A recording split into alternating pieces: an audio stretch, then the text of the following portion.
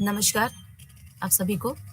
मैं doctor Ishdeep Kaur Bhandari, assistant professor, department of anthropology, university of Lucknow से आज मैं आप सबके सामने एक बहुत अच्छे विषय के बारे में सामने प्रस्तुत हुई हूँ। मैं आपको आज एक पहले कोटेशन सुनाना चाहूँगी। एक कोटेशन बहुत फेमस हुई थी एक फिलोसोफर की। कहते हैं कि धर्म उत्पीड़न प्राणी की आह है, हृदयहीन दुनिया का हृदय है और निष्प्राण परिस्थितियों की आत्मा है। ये लोगों की अफीम है। जैसे हम कह सकते हैं कि religion is the sigh of oppressed creature, the heart of a heartless world and the soul of soulless condition. It is the opium of the people. इसी एक थिंकर ने एक और, मैं कह सकती हूँ कि एक विचार दिया था या मैं कहूँ कोटेशन दिया था। वो कहते थे कि main make their own history, यानी कि पुरुष मैं अपना इतिहास स्वयं बनाते हैं। पुरुष से यहाँ से मैं किसी जेंडर स्पेसिफिक की बात नहीं करूँगी। ये उनकी कोटेशन थी तो उन्होंने एक मेन शब्द को यूज़ किया था, बट एक ओवरऑल पॉपुलेशन को लेकर उन्होंने बात करी थी। आज जिसकी मैं बात कर रही हूँ या जिनकी मैं कोटेशन सुना रही हूँ, वो है कार्ल मार्क्स। इनके मैं कहूँ कि इनके जो सिद्धांत जो बहुत फेमस हुआ था, वो इन्हीं के नाम से बहुत फेमस हुआ था, जो सिद्धांत कहलाता है मार्क्सवाद। मार्क्सवाद का सिद्धांत ये मैं कहूँ कि सबसे पहले जो कार्ल मार्क्स ने ये सबसे पहले थ्योरी दी थी, अपने विचार प्रकट किए थे। कहने को तो ये बहुत बड़े एक फिलोसोफर रहे हैं, बट इन्होंने बहुत अलग-अलग कॉन्सेप्ट्स को लेकर या अलग-अलग चीज़ों को लेके अपने विचार दिए। चाहे वो धर्म को लेके हो, रिलिजन को लेके हो, चाहे कैपिटलिज्म को लेकर हो, पूंजीवादी को लेकर हो। इन्होंने हर चीज़ में इन्होंने अपने एक विषय दिए, जिसकी वजह से इनको बहुत कह सकते हैं कि एक इकोनॉमिस्ट के कॉन्टेक्स्ट में भी रखा गया है, फिलोसोफर के कॉन्टेक्स्ट में भी रखा गया है। हम इसको एंथ्रोपोलॉजी में भी इनके विचार को पढ़ते हैं। क्यों? क्योंकि इन्होंने जो समाज के बारे में अपना विचार दिया है, तो समाज और इंसान के बारे में तो बीइंग एज़ एन एंथ्रोपोलॉजिस्ट हम मानव विज्ञानी इस बारे में, क्योंकि समाज के बारे में पढ़ते हैं, हम मनुष्य के बारे में पढ़ते हैं, तो जिसकी वजह से हम इनके विचार के बारे में भी पढ़ते हैं। अगर मैं बात करूँ तो ये एक राजनीतिक कार्यकर्ता रहे हैं, एक पॉलिटिकल एक्टिविस्ट रहे हैं, जिन्होंने अपनी एक बहुत फ़ेमस इनकी बुक रही है, उन्होंने लिखी थी कम्युनिस्ट मैनिफेस्टो, जिसे कम्युनिस्ट घोषणा पत्र भी कहते हैं, जो बहुत फ़ेमस हुई थी। इनका ख़ास तौर से काम इनके जो साथी रहे हैं फ्रेडरिक एंगल्स, उनके साथ इनका काम बहुत फ़ेमस रहा है। उनके साथ मिलके इन्होंने बहुत सारी थ्योरीज़, बहुत सारी कोटेशंस इन्होंने दी हैं।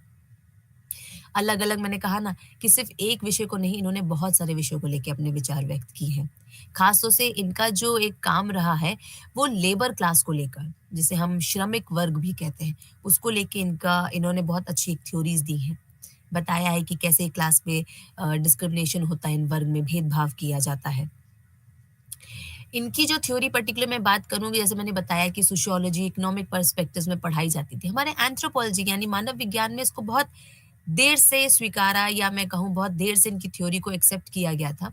पर जब इसे एक्सेप्ट किया गया तो हमारी चीज़ों को लेके बहुत सारी क्लियरिटीज़ आई।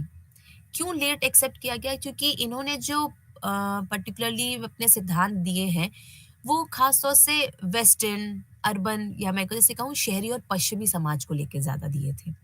तो जिसकी वजह से मानव विज्ञान में देखा जाए तो पहले पुरानी हिस्ट्री में पढ़ा जाता था, या मैं कहूँ जनजाति समाज को ज़्यादा पढ़ाया जाता था, पढ़ा जाता था।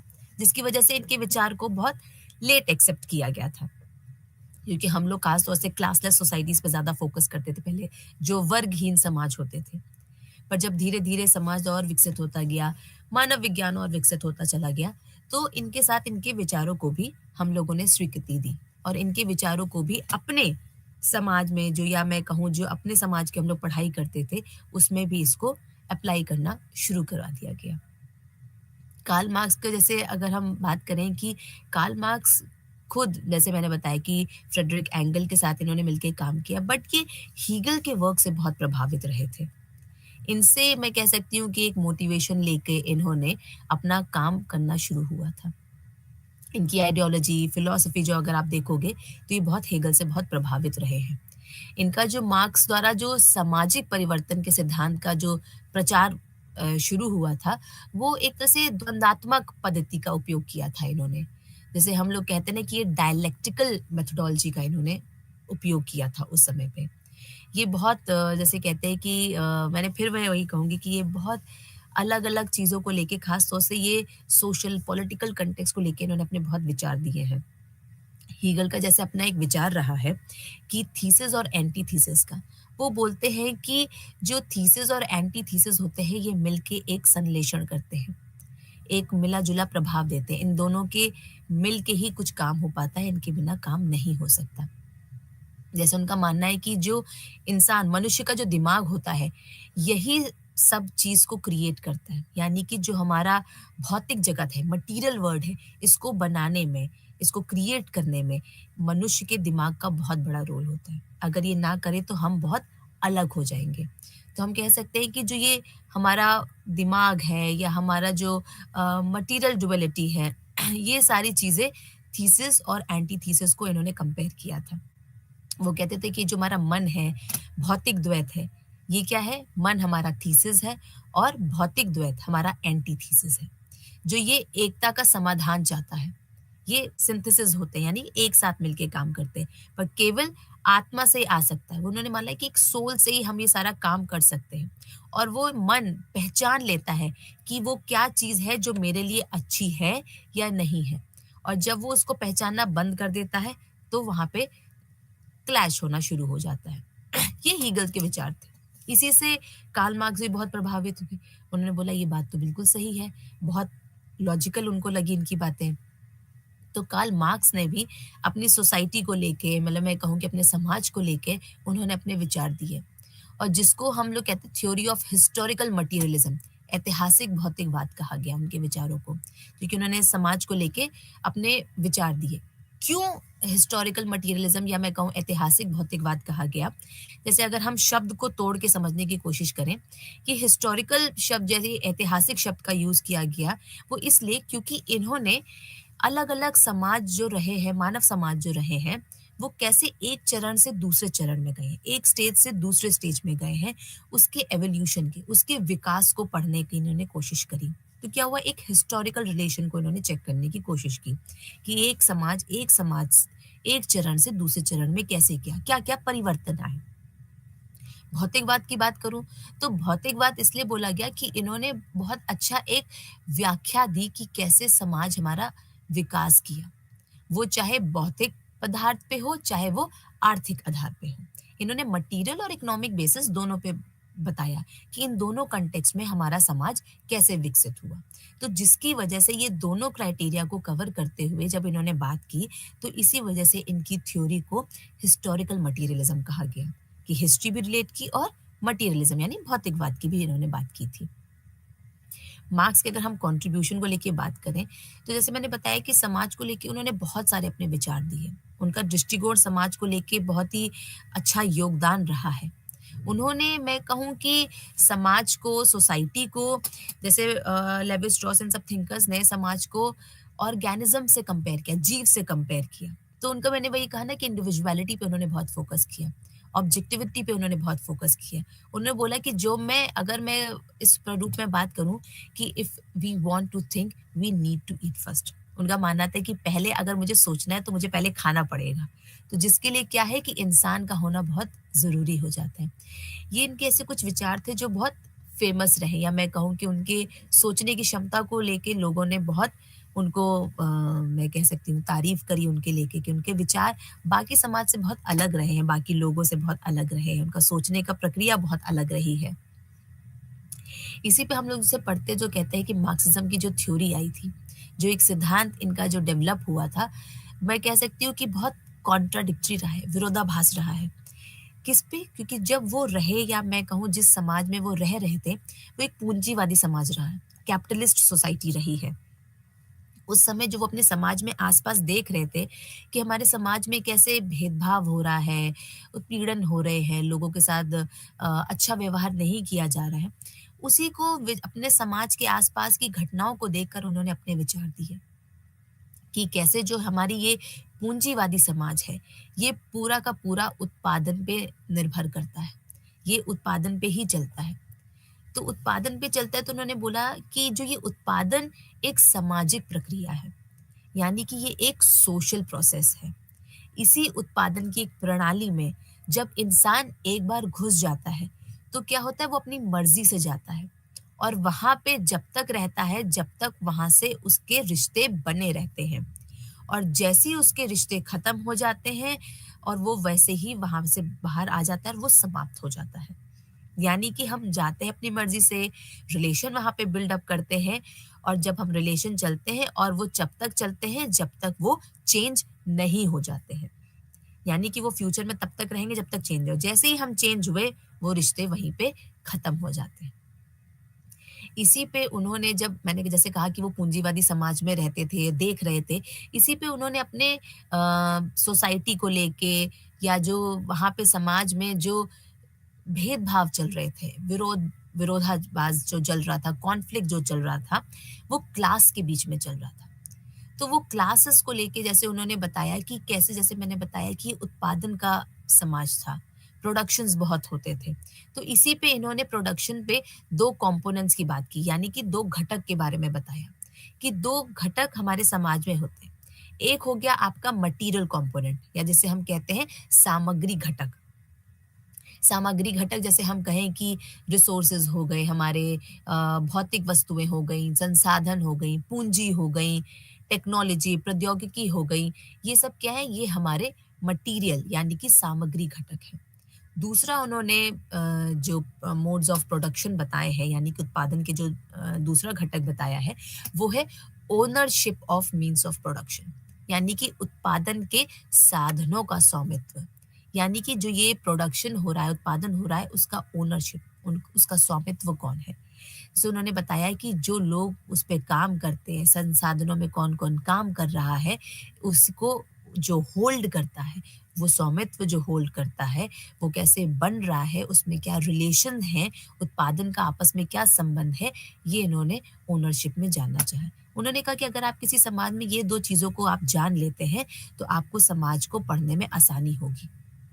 और ये दोनों चीज़ें मिलके क्या बनाती हैं, ये मोड ऑफ प्रोडक्शन बनाती हैं, उत्पादन का तरीका बताती हैं, कि अगर आपने किसी समाज में सामग्री जान ली, यानी मटेरियल कंपोनेंट जान लिया, उसका स्वामित्व कौन है, वो कैसे चल रहा है, उसका रिलेशन कैसा है, यानी ये दोनों मिलके अगर आपने ये दोनों मोड ऑफ प्रोडक्शन जान लिए, उत्पादन का तरीका आपने जान लिया, तो आप समाज को अच्छे से समझ सकते हैं।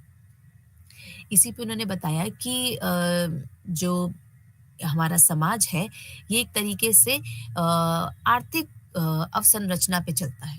इकोनॉमिक इंफ्रास्ट्रक्चर पे ही ज़्यादा डिपेंडेंट रहता है, या नहीं कहूँ मैं, उसका जो बेस है वो इकोनॉमिक, जैसे मैंने बताया क्योंकि इकोनॉमिस्ट रहे हैं ये, कैपिटलिस्ट सोसाइटी को इन्होंने ज़्यादा लेके बात की है, तो इनके जो टर्म्स, टेक्निकल टर्म्स आपको सुनने को मिलेंगे, वो थोड़े से आपको इकोनॉमिक्स टर्म्स ज़्यादा सुनने को मिलेंगे।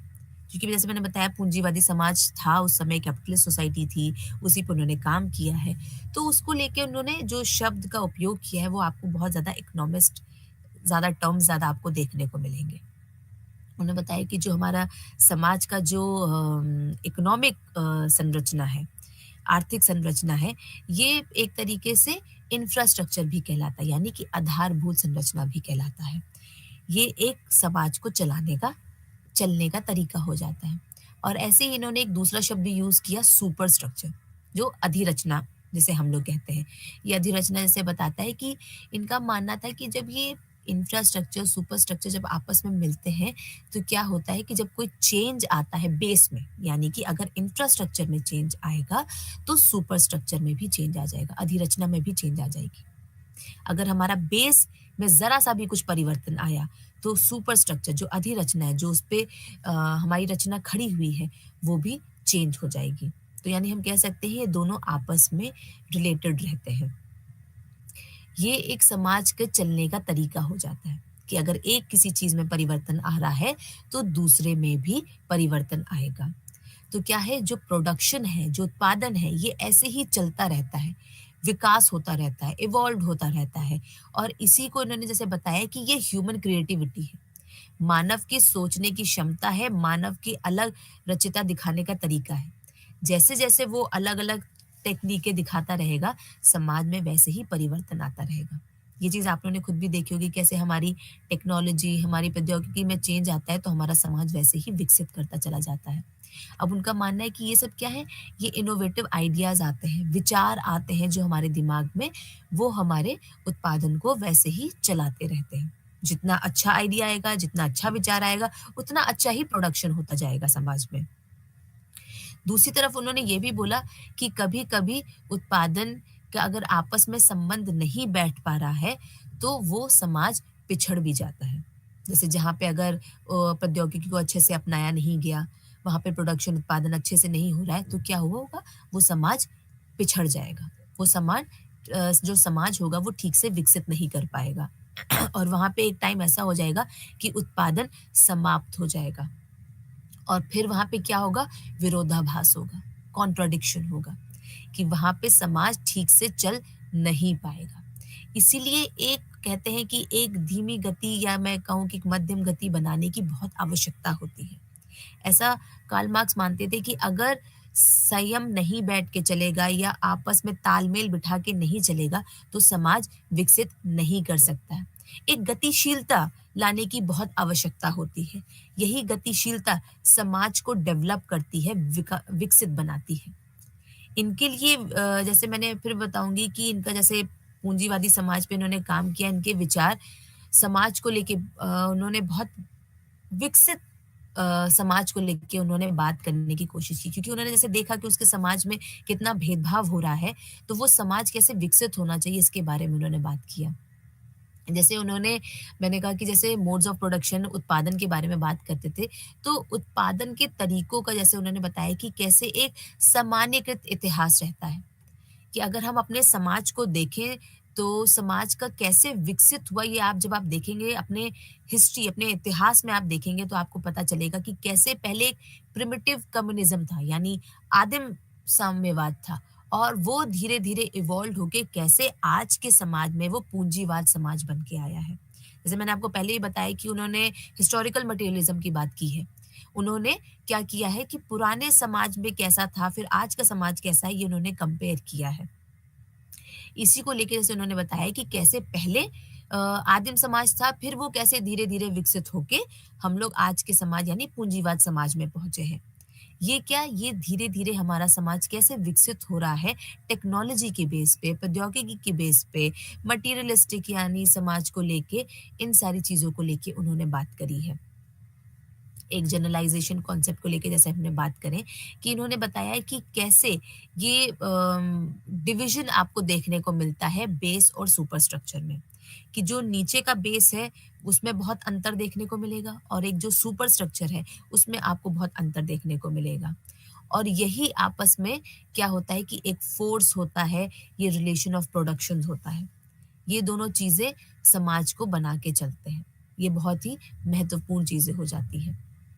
अब जैसे इन्होंने बताया कि सुपर स्ट्रक्चर की जब हम बात करते हैं तो सुपर स्ट्रक्चर में जैसे इन्होंने बताया कि कैसे अलग-अलग आपको क्लासेस यानी वर्ग भी देखने को आपको मिलते हैं। इसमें सोशल डिविजन्स देखने को मिलते हैं। अलग-अलग आपको क्लासेस जैसे मैंने वर्ग की बात की तो इन्होंने बताया है कि कैसे अगर आप हर समाज में आप देखोगे ख़ास तौर से तो आपको हर समाज में वर्ग देखने को मिलेंगे। ख़ास तौर से जो कि जब ये पूंजीवादी समाज की बात कर रहे थे तो इन्होंने पूंजीवादी समाज को लेके बात की तो उन्होंने बताया कि कैसे ये पूंजीवादी समाज में भी आपको अलग-अलग वर्ग देखने को मिलेंगे। और बहुत जैसे कहते हैं कि एक स्ट्रिक्ट डिवीज़न देखने को मिला है। एक डायरेक्शन से दूसरे डायरेक्शन में जब जाते हैं, समाज में परिवर्तन देखने को मिलता है, तो उस परिवर्तन में आपको ये अलग-अलग वर्ग देखने को मिलेंगे। इनके विचार कहीं न कहीं हम कैसे कह सकते हैं कि जो हुए लेस्ले व्हाइट से भी इनका कहीं न कहीं कुछ विचार आपको सेम देखने को मिलेंगे। क्योंकि उन्होंने जैसे एनर्जी प्रोसेसिंग कैपेसिटी के बारे में बात कही थी कि समाज में कैसे टेक्नोलॉजी डेवलप होती है, तो वैसे ही समाज विकसित होता है। वही कहीं न कहीं विचार कार्ल मार्क्स के भी वही थे कि जैसे मैंने बताया प्रौद्योगिकी डेवलप होगी, विकसित होगी, तो वैसे ही हमारा समाज भी विकसित हो जाएगा। बट जब आपस में गति नहीं बैठेगी, गतिशीलता नहीं रहेगी, तो वहाँ पे क्लास कॉन्फ्लिक्ट भी देखने को मिलते हैं, विरोधाभास भी होगा आपस में वर्ग में। इसी से इन्होंने कॉन्सेप्ट दिया था क्लास कॉन्फ्लिक्ट को लेके। जो ये वर्ग में विरोधाभास होते हैं, इसके बारे में भी इन्होंने बात किया था। मार्क्स और एंगल्स जैसे मैंने बताया था कि दोनों फ्रेडरिक एंगल्स और कार्ल मार्क्स दोनों ने बहुत साथ में बहुत काम किया है। ये लोग मॉर्गन के काम से बहुत प्रभावित रहे हैं। मॉर्गन का जो काम रहा है एंशिएंट सोसाइटी का 1877 में आया था। उन्होंने मॉर्गन ने क्या बताया था कि उन्होंने बताया था कि कैसे जो हमारा समाज है, मानव समाज है, ये 3 स्टेजेस से यानी कि 3 वर्ग से होके विकसित हुआ है। पहला समाज सैवेजरी रहा, फिर बार्बरिज़्म आया, फिर सिविलाइज़ेशन आया। ऐसे इवॉल्व्ड हुए हैं, हम लोग विकसित हुए हैं अपने समाज में। वैसे ही एंगल ने ये बताया कि एंगल भी ने डिफाइन करता है कि कैसे पहले प्रिमिटिव कम्युनिज़्म था और फिर हम लोग धीरे-धीरे इवॉल्व करके कैसे कैपिटलिज़्म समाज में आए हैं। बट मॉर्गन जैसे कहते थे कि जो हम सेवेजरी, बार्बरिज़्म इन सब समाज के बारे में बर्बरता समाज जो ये रहे हैं, इनके बारे में अगर हम लोग बात कर रहे हैं, इन सब समाज में आपको इक्वालिटी देखने को मिलती थी। वहाँ पे भेदभाव नहीं होता था, सब बराबर होते थे समाज में। बट आज के समाज में जब आप देखेंगे, तो ये समानता आपको देखने को नहीं मिलती है। प्रिमिटिव टाइम में या मैं कहूँ जो पहले का काल रहा है, आदिम समाज रहा है, उसमें आपको सब बराबरी से देखने को मिलते थे, चाहे वो महिला हो, पुरुष हो, उनमें आपस में कोई भेदभाव नहीं होता था। वहाँ पे मनुष्य का मनुष्य के आपस में भेदभाव नहीं करते थे, सबको बराबर का दर्जा दिया करते थे, चाहे वो महिला, पुरुष हो, आपस में कोई भेदभाव नहीं होता था। इसी कॉन्सेप्ट जैसे उन्होंने बोला था कि एक egalitarian concept for tribal societies आपको देखने को मिलती है, जहाँ पे कोई भेदभाव नहीं होता था। हम कह सकते हैं कि ये एक तरीके से इमेजिनरी कॉन्सेप्ट था। ये एक सोचने का प्रक्रिया था उनका और बहुत बात को जैसे कहते हैं ना कि कोई मोहर लगाने वाली, सिद्ध करने वाली कोई बात नहीं थी। ये एक उनके विचार थे जो उन्होंने सोचा था कि कैसे पहले की समाज मतलब रहा होगा क्योंकि उसमें क्लास नहीं होते थे, वर्ग नहीं होते थे। इस वजह से वहाँ पे क्या होता था कि हर कोई बराबर रहता था। आपस में भेदभाव नहीं करते थे, ऊच-नीच नहीं होती थी। पर जैसे-जैसे समाज विकसित होता चला गया, आपस में ये भेदभाव शुरू हो गया। जब वो जैसे बोलते थे कि जब आपस में मनुष्य में आपस में भेदभाव नहीं होता था, तो नेचर में भी आपस में कॉन्ट्रडिक्शन आपको देखने को मिल जाता था। कॉन्ट्रडिक्शन यानी कॉन्टेक्स्ट में अगर हम लोग बात करें कि जब भेदभाव मनुष्य-मनुष्य में ना होके मनुष्य और वातावरण में आपको भेदभाव देखने को मिल जाता था। ये उनका मानना था। क्यों? क्योंकि आप नेचर को कंट्रोल नहीं कर सकते थे। आप चाहे जितनी भी आप टेक्नोलॉजी को इम्प्रूव कर दें, आप नहीं कर सकते। बट धीरे-धीरे क्या हुआ जैसे-जैसे टेक्नोलॉजी डेवलप होती गई, हम लोगों ने नेचर को कंट्रोल करना शुरू कर दिया था। पहले नेचर हमें कंट्रोल करता था, अब हमने नेचर को कंट्रोल करना शुरू कर लिया। जिसकी वजह से उन्होंने बताया कि जब ये जो टेक्नोलॉजीज़ डेवलप हो रही थी, तो वहाँ पे 2 स्टेज यानी मैं कहूँ 2 वर्ग डेवलप हो गए हमारे समाज में। एक जिसके पास टेक्नोलॉजी है, ऐसे लोग डेवलप हो गए और एक ऐसे लोग जिनके पास टेक्नोलॉजी नहीं है और वो टेक्नोलॉजी पे यानी प्रौद्योगिकी पे निर्भर हो गए हैं। तो क्या हुआ कि ये एक तरीके से 2 वर्ग बँट गए। भई जैसे एक होता है ना कि हमने अगर किसी चीज़ को बनाना शुरू किया, अब एक तो यही होगा एक जो बनाएगा और एक जिसके पास जो नहीं बनाएगा वो हमारे ऊपर निर्भर रहेगा। ऐसे ही उस समय समाज भी ऐसे ही विकसित हो गया। जिन्होंने टेक्नोलॉजी, प्रौद्योगिकी बनाई, उनके पास वो सामान हो गया और अब उस सामान को कैसे चलाना है, उससे और 4 चीज़ें कैसे बढ़ानी है, उसके लिए मुझे लोग चाहिए होंगे। तो वो लोग क्या थे, उनको काम चाहिए था, तो वो हमारे ऊपर निर्भर हो गए। तो इस बेसिस पे ये क्या हुआ कि 2 वर्ग बन गए।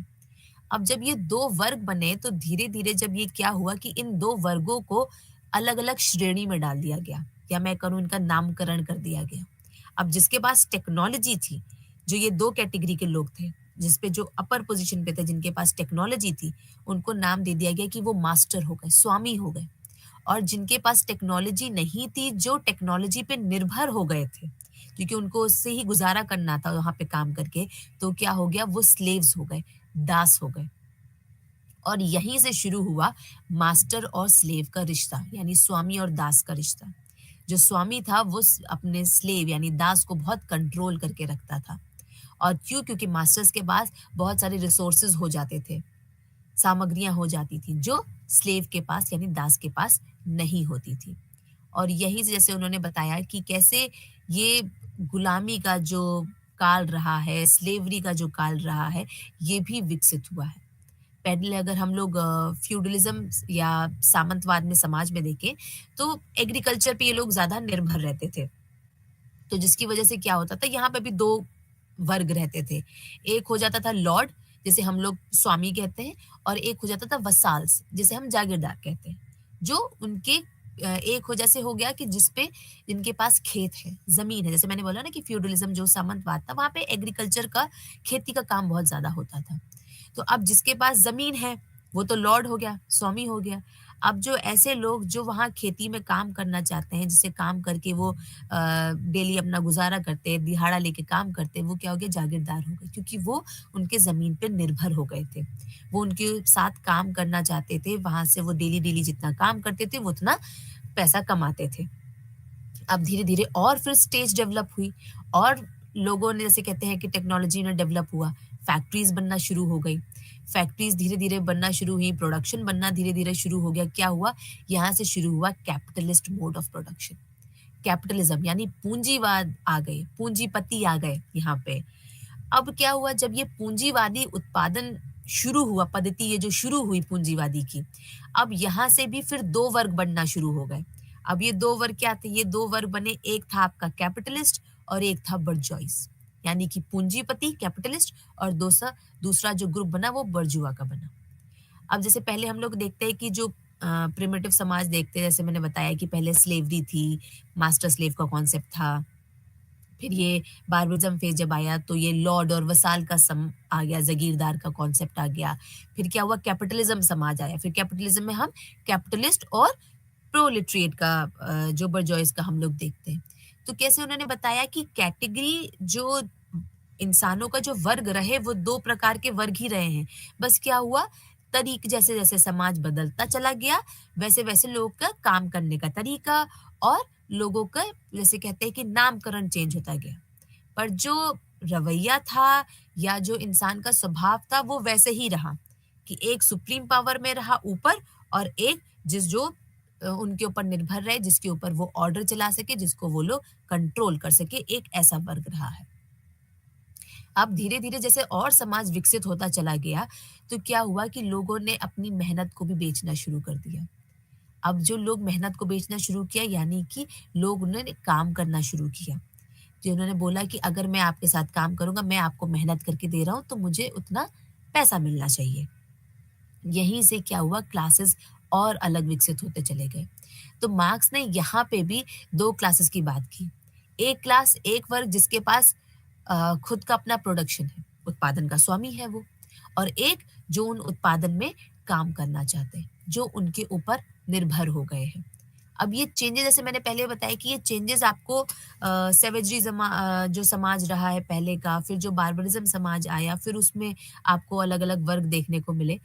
बट वहाँ पे जैसे बोलते हैं कि इन सब में वर्ग में संघर्ष भी देखने को मिला है। ऐसा नहीं था कि ये 2 वर्ग बन गए हैं और बहुत आराम से ये समाज चल रहा था, उनमें कोई समस्या नहीं आती थी, उनमें भी समस्या रहती थी। और इसी को उन्होंने बताया क्लास कॉन्फ्लिक्ट, कि कैसे ये जो 2 ग्रुप बन के हर समाज में आपको ये 2 अलग-अलग वर्ग देखने को मिले हैं, इन वर्ग के बीच में भी बहुत सारे भेदभाव देखने को मिले हैं। यहीं से क्लास कॉन्फ्लिक्ट शुरू हुआ, वर्ग संघर्ष शुरू हुआ। अब जैसे प्रॉपर्टी को लेके बात करें, तो मार्क्स ने बताया कि कैसे प्रॉपर्टी के बेसिस पे सोसाइटी 3 श्रेणी में बँट गई, 3 वर्ग आ गए। एक आया आपका पूंजीपति वर्ग आ गया, एक आ गया आपका ज़मींदार वर्ग आ गया, और एक आ गया सर्वहारा वर्ग।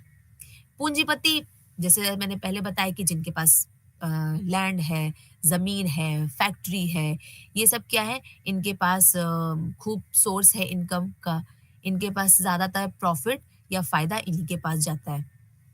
ज़मींदार, हम कह सकते हैं कि ऐसे लोग जिनके पास ज़मीन है, जो अपना ज़मीन किराए पे दे देते हैं, कि फैक्ट्री वालों को दे दी, कि आप मेरे ज़मीन को उपयोग कर लीजिए, आप इस पे फैक्ट्री बना लीजिएगा, जो फ़ायदा होगा थोड़ा बहुत मुझे दे दीजिएगा, या ज़मीन पूरी उनको सेल कर दी। और एक होते प्रोलेटरिएट, सर्वहारा वर्ग, जो पूरा के पूरा इन पे डिपेंडेंट होते हैं, जो अपनी लेबर यानी कि अपनी मेहनत को बेचते हैं, वहाँ पे काम करते हैं और रोज़मर्रा अपनी ज़िंदगी जीते हैं। इसी पे कार्ल मार्क्स ने ऐसे बोला कि ज़मींदार अन्य सभी लोगों की तरह वहाँ फसल काटना पसंद करते हैं जहाँ उन्होंने कभी बोया ही नहीं। ये उनका एक कोटेशन था। मैं आपको ये कोटेशन इसलिए बार-बार बता रही हूँ, जैसे मैंने बताया, क्योंकि वो बहुत बड़े फिलोसोफर रहे हैं। तो अपने विचार देने के साथ उन्होंने बहुत सारी कोटेशंस भी बहुत सारी दी उन्होंने। तो जैसे उन्होंने बताया ना कि ज़मींदार ऐसी जगह फसल काटना पसंद करते हैं कि जहाँ उन्होंने बोया भी नहीं है। इसका मतलब है कि वो अपने ज़मीन में ऐसी जगह इन्वेस्ट करना चाहते हैं, पैसा ऐसी जगह देना चाहते हैं और चाहते हैं कि वहाँ से भी हमें फ़ायदा मिल जाए जहाँ से उन्होंने इन्वेस्ट भी नहीं किया है। तो उनका दिमाग देखिए उनका मानना था कि जो ज़मींदार होते हैं बहुत दिमाग लगाते हैं कि हम ऐसी जगह से भी फ़ायदा ले लें जहाँ पे हमने कभी इन्वेस्ट ना करना चाहा हो या कभी ना किया हो। जो कार्ल मार्क्स से ऐसा कहते थे कि जो ये सर्वहारा वर्ग होता है, प्रोलेटेरिएट क्लास होता है, इनको हमेशा बहुत बुरी नज़र से देखा जाता है, बहुत लो श्रेणी में देखा जाता है। किसके द्वारा? पूंजीवादियों के द्वारा। जैसे मैंने बताया पूंजीवादी उनके पास पैसा ही पैसा है। अब जो उनके यहाँ काम करते हैं, उनको कभी भी वो अच्छे नज़र से नहीं देखते। उनका मानना होता है कि ये तो हमारे स्लेव हैं, ये तो हमारे दास हैं, हम इनको पैसा दे रहे हैं तो हम इनसे काम करवाएँगे करवाएँगे। तो उनके साथ ये लोग बहुत भेदभाव करते थे। मेहनत डबल कराते थे बट उनको पैसा नहीं देते थे। अच्छा पैसा नहीं देते थे। कभी-कभी तो बिल्कुल उनके साथ बहुत भेदभाव किया गया कि काम इतना करा लिया और उनको पैसा नहीं दिया गया। जब ये जैसे कहते हैं कि जो ये भेदभाव चलता रहा, ये बहुत सालों तक चलता रहा। इसी वजह से फिर बाद में लोगों ने आवाज़ उठाना शुरू की और यहीं से ये क्लास कॉन्फ्लिक्ट आया था। इसी के बाद से धीरे-धीरे क्या हुआ कि हम कह सकते हैं कि हमारा नया समाज डेवलप होना शुरू हुआ, नए जब लोगों ने आवाज़ उठाना शुरू हुई, नए सरकार को लेके बातें होना शुरू हो गई थी, कि इसी वजह से मार्क्स पे भी लोगों ने क्रिटिसाइज़ करना शुरू कर दिया था। उन्होंने बोला कि आपका जो ये थ्योरी आप बता रहे हो कि ऐसा क्लास रहा है, फिर भेदभाव हुआ, बहुत सारी चीज़ें आपने जैसे बता दी, बट ये सब क्या है? ये एक तरीके से भविष्यवादी पहलू है, फ्यूचरिस्टिक एस्पेक्ट है। क्यों? क्योंकि प्रेज़ेंट सोसाइटीज़ में जैसे आप बता रहे हैं कि पुराना समाज ये रहा होगा कि आज का समाज ये चल रहा है, बट अगर हम प्रेज़ेंट सोसाइटी में देखें, तो आपको बहुत सारे परिवर्तन देखने को मिलेंगे और इस परिवर्तन में आपको इक्वालिटी समानता भी देखने को मिलेगी और कुछ जगह नहीं देखने को मिलेंगी। तो आपका जो कंपैरिज़न जो आपने चीज़ें बताई हैं, वो बहुत अच्छे से रिलेट नहीं कर रही। जिसकी वजह से कार्ल मार्क्स को थोड़ा-सा अपने कॉन्सेप्ट्स को लेके एक हम कह सकते हैं कि विरोध झेलने को मिला था। अगर मैं मतलब मार्क्स के मैं बात कॉन्टेक्स्ट करूँ कि अब मार्क्सिस्ट एंथ्रोपोलॉजी को कॉन्सेप्ट को लेके जैसे मैं बार-बार बोल रही हूँ कि भई इनकी थ्योरीज़ को क्रिटिसाइज़ तो बहुत किया गया। क्यों? क्योंकि बहुत भविष्यवादी पहलू की बात करते थे क्योंकि सिर्फ़ जैसे उन्होंने पुराने इतिहास को लेके कंपेयर करके बताया कि हाँ, पुराने में भेदभाव नहीं था, फिर भेदभाव होना शुरू हो गया। बट आने वाला जो समाज होगा उसमें बहुत सारी चीज़ें परिवर्तन आएँगी, बहुत सारी चीज़ें देखने को मिलेंगी। अगर ऐसे ही चलता रहा तो लोग बहुत विरोधाभास करेंगे, आपस में बहुत लड़ाई हो जाएगी और ये समाज चल नहीं पाएगा, ये समाज बिखर जाएगा। ये क्या था इनके ये फ्यूचरिस्टिक एटीट्यूड था। भविष्य को पहले से ही उन्होंने बता दिया कि क्या होगा, बट ऐसा कुछ देखने को नहीं मिला था। तो जिसकी वजह से इनकी थ्योरी को बहुत ज़्यादा क्रिटिसाइज़ किया गया था कि आपने पहले से ही जो भविष्य को बता दिया था, वो ऐसा कुछ देखने को समाज में चीज़ें देखने को नहीं मिली। मार्क्सिज्म ने इक्वालिटी को लेके बहुत बातें करी थी कि बहुत ज़्यादा भेदभाव समानता जैसे मैं कहूँ कि हो रहा है, समानता होनी चाहिए, थोड़ा-सा हमें ऐसा कंट्रीब्यूशन करना चाहिए कि समाज में बराबरी रहे समाज में। बट घूम फिर के कहीं न कहीं अगर मैं बात करूँ कि मार्क्सिस्ट गॉर्डन चाइल्ड से भी बहुत प्रभावित रहे हैं। एक कह सकते हैं कि लैक ऑफ इन्फ्लुएंस जहाँ वो हीगल से रहा मतलब हीगल से बहुत रहा है, वो लैक ऑफ इन्फ्लुएंस थोड़ा गॉर्डन चाइल्ड से थोड़ा कम रहा है, क्योंकि उनका मानना था कि जैसे मार्क्सिस्ट और एंगल का अगर आप जैसे देखेंगे, तो इन्होंने बहुत सारे विचार अपने बताए हैं। इन्होंने आर्कियोलॉजी को लेके भी कॉन्सेप्ट्स दिए, एंथ्रोपोलॉजी को लेके भी कॉन्सेप्ट्स दिए हैं, इकोनॉमिक्स कॉन्टेक्स्ट को भी लेके इन्होंने बातें की हैं। बट इनका जो एक जिसे कहते हैं कि नॉन कैपिटलिस्ट सोसाइटीज़ में अगर हम बात करें, तो इनकी जो थ्योरी है वो नॉन कैपिटलिस्ट सोसाइटीज़ में फिट नहीं बैठती है। जो पूंजीवादी समाज नहीं है, वहाँ पे इनकी थ्योरी नहीं बैठ रही थी, नहीं फिट बैठ रही है। जिसकी वजह से इनको बहुत क्रिटिसाइज़ भी किया गया। इनके मतलब मैं कह सकती हूँ कि मरने के बाद भी इनके कुछ लोगों ने इनके विचार को आगे बढ़ाना चाहा, आगे विचार बताना चाहा कि जो उन्होंने पूंजीवादी वाला समाज का जो विचार बताया है, वो आज भी एग्ज़िस्ट करता है। जैसे मैं एक विषय बताऊँगी, जैसे मैंने पहले बताया था कि मॉर्गन के विचार से बहुत प्रभावित रहे हैं। उनका एंशिएंट सोसाइटी का जो काम रहा है, उससे इन्होंने बहुत इंस्पिरेशन लिया था। इन्होंने और एंगल्स ने, जैसे मार्क्स और एंगल्स दोनों ने साथ में मिलके काम किया है कि इनका जो एक प्रभाव रहा कि जर्म्स ऑफ थॉट को लेके इन्होंने बताया, तो इन्होंने जो मॉर्गन का जो जर्म ऑफ थॉट वाला विचार था, उसको इन लेके इन्होंने अपने विचार बताए कि कैसे अलग-अलग हमारे जो विचार आते हैं, ये अलग-अलग हो जाते हैं। कि पूंजी को लेके हमारे विचार हो जाते हैं, फैमिली को लेके हमारा अलग विचार हो जाता है और सरकार को लेके हमारे अलग विचार हो जाते हैं। हमारा उत्पादन कैसे चलना चाहिए, मोड्स ऑफ सब्सिस्टेंस, इन सब को लेके अलग-अलग विचार हो जाते हैं। तो उनका मानना था कि हमारे मॉर्गन ने जो जर्म आइडिया की बात करी थी, वही उससे प्रभावित होने बोला कि हमारे दिमाग में हर चीज़ को लेके अलग-अलग विचार आते हैं। भले वो आपस में मैं कहूँ कि ये बहुत ही अनकनेक्टेड रहते हैं, कोई लिंक नहीं रहता है, बट उनका ये मानना था कि हर छोटी-छोटी चीज़ों को लेके हमारे अलग-अलग दिमाग में अलग-अलग विचार उत्पन्न होते रहते हैं। अब जैसे मैंने बताया कि एल्थ्यूसर से भी ये बहुत ही प्रभावित रहे हैं। एल्थ्यूसर का जैसे एक था कि कंपैटिबिलिटी और इनकम्पैटिबिलिटी जैसे जो होते हैं, हमें मोड ऑफ प्रोडक्शन में चेक करना चाहिए। वैसे ही इन्होंने भी बोला कि हाँ, ये सारी चीज़ें हम अपने समाज में भी देख सकते हैं कि प्रोडक्शन में ये सारी चीज़ें जो अच्छी होती हैं, चल रही हैं, जो नहीं अच्छी होती हैं, वो हट जाती हैं, तो हम उनको भी चीज़ों को देख सकते हैं, नाप सकते हैं। जैसे क्योंकि हम लोग बोलते हैं कि टेरे थे एक, तो टेरे के हिसाब से कि जो मॉर्गन रहे हैं, वो स्ट्रक्चरलिज़्म, संरचनावाद के हम उनको फादर की तरह अज़्यूम कर सकते हैं। ये टेरे का मानना था। क्योंकि जैसे मैंने पहले एक बार आपको बताया कि मॉर्गन लेवी-स्ट्रॉस से बहुत प्रभावित रहे हैं। लेव लेवी-स्ट्रॉस के बारे में जैसे उन्होंने बताया कि लेवी-स्ट्रॉस का जो सिंबॉलिक वर्ल्ड का जो एनालिसिस था, इससे वो बहुत प्रभावित रहे हैं। उनका मानना था कि जैसे जो मिथक होते हैं, हमारे सिंबॉलिक वर्ड्स के जो मिथ होते हैं, मिथ को कि अमूर्त प्रतीकात्मक दुनिया जो होते हैं और उनका जो प्रतिनिधित्व हो जाता है, तो जिनका रिप्रेजेंटेशन हो जाता है, इसको पढ़ेंगे तो इसमें आपको बहुत इंटरेस्ट आएगा। इस चीज़ से लेके मतलब यानी कि लेवी-स्ट्रॉस के इस विचार से लेके भी मार्क्स बहुत प्रभावित रहे हैं कि हम अपने समाज को इस पर्सपेक्टिव से भी पढ़ सकते हैं। अब जैसे उन्होंने बताया कि कैसे देखिए ये भी एक समाज है कि कैसे ये विकसित कर रहा है। ये भी एक समाज है कैसे चल रहा है। अब इसमें भी अगर आप देखेंगे तो कैसे अलग-अलग मटीरियल कंडीशंस आपको देखने को मिलेंगी। यहाँ पे आपको अलग कंडीशंस हिस्टोरिकल पर्सपेक्टिव से देखेंगे तो आपको यहाँ पे अलग कंडीशंस देखने को मिलेंगी।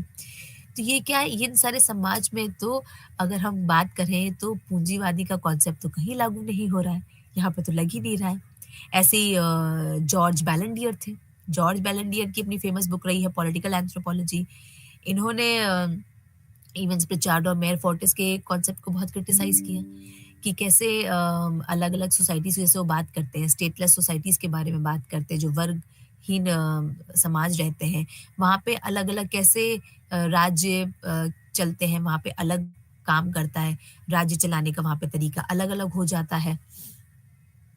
तो इन सब के जो मैंने अलग-अलग थिंकर जैसे आपको बताए हैं, इनका बताने का मेरा नज़रिया यही था कि कैसे जो मार्क्स ने जो ये बहुत ओवरऑल कॉन्सेप्ट दिया, ये जब अलग-अलग थिंकर्स ने अलग-अलग समाज में काम करके बताने की कोशिश की कि कैसे मार्क्स का कुछ जगह कॉन्सेप्ट कुछ जगह चला, बट कुछ जगह इनका कॉन्सेप्ट नहीं चला। सबके अपने अलग-अलग विचार रहे हैं, तो कह सकते हैं कि जो मार्क्स का कॉन्सेप्ट रहा है, वो हर जगह एप्लीकेबल नहीं रहा है। अब जैसे अगर मैं बात करूँ कि जब ब्रिटिश एंथ्रोपोलॉजिस्ट आए, कुछ मतलब कुछ को छोड़ के जैसे पीटर वॉर्सले को छोड़ के, मैक्स क्लकमैन को छोड़ के, बाकी सब बहुत ज़्यादा इन्होंने मार्क्स को बहुत अवॉइड किया है, मार्क्स से बहुत प्रभावित नहीं रहे। बट यही जो अमेरिकन एंथ्रोपोलॉजिस्ट रहे हैं, अमेरिकन के जो रहे हैं हमारे मानव विज्ञानी, उनको उनके काम में आपको मतलब मार्क्स का प्रभाव बहुत देखने को मिलेगा। वो लोग बहुत ज़्यादा प्रभावित रहे, उन्होंने बहुत उनकी तारीफ़ करी है। जैसे लेस्ले वाइट है, जूलियन स्टीवर्ट हैं, न्यू एवोल्यूशनिस्ट रहे हैं, बट इनका कहीं न कहीं आप डायमेंशन देखोगे टेक्नोलॉजी इकोनॉमिक डायमेंशंस के बारे में जैसे उन्होंने सोसाइटी की बात करी है, इनके में एनर्जी और एवोल्यूशन को लेके बात करी है, तो कहीं न कहीं इनके कॉन्सेप्ट में आपको देखने को मिलेगा कि कुछ न कुछ मॉडल्स में आपको मार्क्स के साथ इनकी सिमिलैरिटीज़ देखने को मिलेंगी, कि कैसे आपस में इनके रिलेशंस रहे हैं, समाज कैसे वातावरण और समाज कैसे परिवर्तन कर रहा है, आपस में कैसे निर्भर है, क्या रिलेशन है, ये सारी चीज़ें अगर आप देखोगे, तो आपको उनके में भी ये सारी चीज़ें देखने को मिलेंगी। भई व्हाइट और स्टीवर्ट ने भी कल्चर यानी हमारे बात करी है। कल्चर को कैसे उन्होंने बताया कि आपस में देखा जाए तो व्हाइट और स्टीवर्ट और मार्क्स में कोई डायरेक्ट कनेक्शन देखने को नहीं रहा है। बट फिर भी ये लोग डायलेक्टिकल मटेरियलिज्म से बहुत प्रभावित रहे। हायरार्किकल स्ट्रक्चरल जैसे मैंने बताया था, इनसे बहुत प्रभावित आपको दोनों की जब आप थ्योरीज़ को कंपेयर करोगे, तो इनके में ये कॉमन कॉन्सेप्ट्स आपको देखने को मिलेंगे। ऐसे सेहलन्स रहे हैं, इन्होंने तो लेस्ले वाइट को बहुत क्रिटिसाइज़ किया है। बट कहीं न कहीं इनकी आप जब से आप थ्योरी को लेके बात करोगे जो इन्होंने कैपिटलिज़्म को लेके इनका बहुत स्ट्रॉन्ग क्रिटिसिज़्म रहा है। इन्होंने जो अपने उत्पादन प्रोडक्शन के बारे में बात कही तो इन्होंने उसको नाम दिया था डोमेस्टिक मोड ऑफ प्रोडक्शन। तो देखिए आपस में भले चाहे ये लोग कितने कॉन्ट्राडिक्टरी रहे हों, बट इनके में आपस में कहीं न कहीं इनके विचार आपको मार्क्स से कुछ न कुछ प्रभावित देखने को मिले हैं। व्हाइट तो बहुत ज़्यादा इंक्लाइंड रहे हैं, मार्क्स के मटेरियलिस्टिक विज़न को लेके। सैलिन जो रहे हैं वो उनके थोड़े-से फिलॉसॉफिकल कॉन्टेक्स्ट को लेके उनकी आपको सिमिलैरिटीज़ देखने को मिलेंगी, बट बहुत ज़्यादा ये प्रभावित नहीं रहे हैं। थोड़ा बहुत इनके विचार आपको देखने को मिल जाते हैं।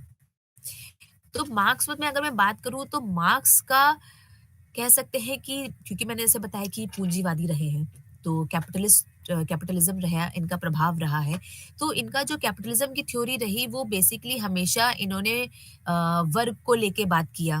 2 वर्ग के बारे में बताया कि कैसे एक बर्जोइस ग्रुप आ गया, प्रोलेटरिएट ग्रुप आ गया।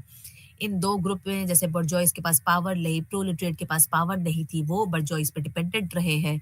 आपस में कैसे भेदभाव रहा है, विरोधाभास आया। इसी से क्या हुआ ये क्लास कॉन्फ्लिक्ट आया। एक होता है कि सामने से काम लेना सामने वाले से, बट उसके साथ धीरे-धीरे उत्पीड़न करना, उनको बहुत ज़्यादा उनके साथ भेदभाव करना, इसी नकारात्मक विचार से ये क्लास कॉन्फ्लिक्ट आया था। ये वर्ग विरोधाभास शुरू हुआ था। लोगों ने विरोध करना शुरू कर दिया था। ये क्लास कॉन्फ्लिक्ट को लेके मार्क्स का काम बहुत, बहुत फेमस रहा है। बट इसके साथ-साथ इनका जैसे हम कह सकते हैं कि इनको क्रिटिसिज़्म भी देखने को मिला।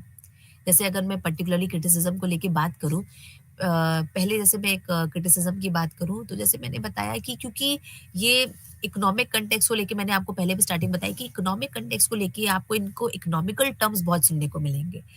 तो हम कह सकते हैं कि इन्होंने इकोनॉमिक यानी कि आर्थिक रिश्तों के बारे में बहुत बात करी है। ऐज़ अगर हम कंपेयर करना चाहें तो समाज को लेके इनके जो टर्म्स रहे हैं वो इकोनॉमिक टर्म्स ज़्यादा रहे, आर्थिक टर्म्स बहुत ज़्यादा रहे। तो हम कह सकते हैं कि कुछ ज़्यादा ही एम्फसाइज़ किया है इन्होंने आर्थिक रिश्तों को लेकर और कह सकते हैं कि ओवर एम्फसाइज़ कर दिया, बहुत अधिक एम्फसाइज़ कर दिया। चाहे वो परिवार के चेक करना हो, रिश्तेदारी चेक करना हो शिक्षा को चेक करना हो, दोस्ती यारी को चेक करना हो, धर्म को चेक करना हो, हर जगह इन्होंने आर्थिक चीज़ों को जोड़ते हुए हर हमारे सोशल इंस्टीट्यूशन को चेक करना चाहा है, उसको देखना चाहा है कि वो कैसा चल रहा है। दूसरी चीज़ अगर मैं बात करूँ तो इन्होंने अलग जो रीज़न्स हो जाते हैं या अलग कारण भी होते हैं हमारे रिश्तों को समझाने के या हमारे समाज को चलने के, उन सारे रिश्तों को इन्होंने बिल्कुल एकदम नज़रअंदाज कर दिया। कि उन चीज़ों पे ध्यान ही नहीं दिया कि हमारे समाज में और भी अन्य पहलू हैं जिससे हमारा समाज चल रहा है। उन चीज़ों पे तो ध्यान ही नहीं दिया। अब जैसे उन सब समाज में अगर मैं बात करूँ, तो उन्होंने बोला कि एक मनुष्य का दूसरे मनुष्य से आपस में विरोध रहता है। बट उस समाज में तो महिला और पुरुष भी तो रहते थे। वो महिला पुरुष आपस में कैसे बना के चल रहे हैं, वो समाज कैसे चल रहा है इसके बारे में इन्होंने बिल्कुल बात नहीं की। या मैं कहूँ कि इन्होंने वुमेन्स के रोल को, महिला को बिल्कुल भी ध्यान नहीं दिया। उनका ज़्यादा ध्यान सिर्फ़ पुरुषों के काम करने पे स्थिर था। क्यों? क्योंकि वो बाहर काम करते थे। पर उतना ही महिला घर पे भी काम करती है, तो महिला का भी योगदान हो जाता है समाज को चलाने का, परिवार को सँभालने का। तो अगर हम पूरे समाज अगर सोशल इंस्टीट्यूशंस की बात करें, तो उसमें महिला का भी रोल उतना ही आ जाता है। तो इन्होंने महिलाओं के रोल को एकदम से बिल्कुल अवॉइड कर दिया था। ध्यान ही नहीं दिया था। उनका मानना था कि उनके हिसाब से लगता है कि महिलाओं का समाज में कोई योगदान रहा ही नहीं है। अगर मैं बात करूँ कि तीसरे एक इनके ड्रॉबैक की, तो इन्होंने एक तरीके से इंडिविजुअल्स या मैं कहूँ कि अपने लोगों को लेकर इन्होंने मैं कहूँ बहुत एम्फसाइज़ नहीं किया, अंडर एम्फसाइज़्ड हो गए। इनका मानना था कि जो क्लास है, क्लास को लेके इन्होंने वर्ग को लेके बात करी है, पर जैसे उन्होंने मैंने बोला कि ओवरऑल लोग को लेके बात करी, पर आप देखोगे हर जगह आपको क्लास में लोगों की पोज़ीशन बहुत अलग-अलग देखने को मिलती है। वो चीज़ें तो उन्होंने बात ही नहीं करी। वो चीज़ तो इन्होंने ध्यान ही नहीं दिया कि कैसे अगर ये वर्ग आप बता रहे हो कि वर्ग विरोधाभास हो रहा है, तो ये वर्ग अलग-अलग समाज में कैसे काम कर रहा है, ये भी बताने की आवश्यकता थी। बट इन्होंने इस चीज़ के बारे में तो बात ही नहीं करी थी। अब जैसे इन्होंने मैं कहूँ कि जो पूंजीवादी कैपिटलिज़्म का जो कॉन्सेप्ट है, ये एक तरह से इकोनॉमिक और पॉलिटिकल ज़्यादा कॉन्सेप्ट ज़्यादा रहा है। ये बहुत ज़्यादा फ्लेक्सिबल भी रहा है, ड्यूरेबल भी रहा है, जिस हिसाब से मार्क्स ने इसको बताना चाहा है, उस हिसाब से। इन्होंने जो कम्युनिज़्म की जो बात करी थी, वो इनमें बहुत ज़्यादा देखने को नहीं मिला कि कैसे समाज में ये सारी चीज़ें भी चली हैं, इसके बारे में इन्होंने बात नहीं करी। जैसे मैंने आपको स्टार्टिंग में कोटेशन बताया था कि कार्ल मार्क्स बोलते थे कि रिलिजन इज़ द ओपियम। इन्होंने ऐसे बोला कि कैसे जो ये धर्म है, ये धर्म एक तरीके से ज़हर का काम करता है। तो इन्होंने क्या बताया कि कैसे ये सारी चीज़ें समाज में आपस में प्रभावित करती हैं। धर्म को एक तरफ उन्होंने एकदम गलत उसमें बताना चाहा कि कैसे ये धर्म हम लोग के माइंड को इतना प्रभावित कर देता है कि वो हमारे लिए एकदम नेगेटिव हो जाता है, इतना गलत असर डाल देता है। ये कार्ल मार्क्स के विचार थे। कि कैसे हर एक चीज़ उन्होंने जो बतानी चाही है, वो कैसे अलग-अलग विषयों को लेके उन्होंने बताना चाहा है।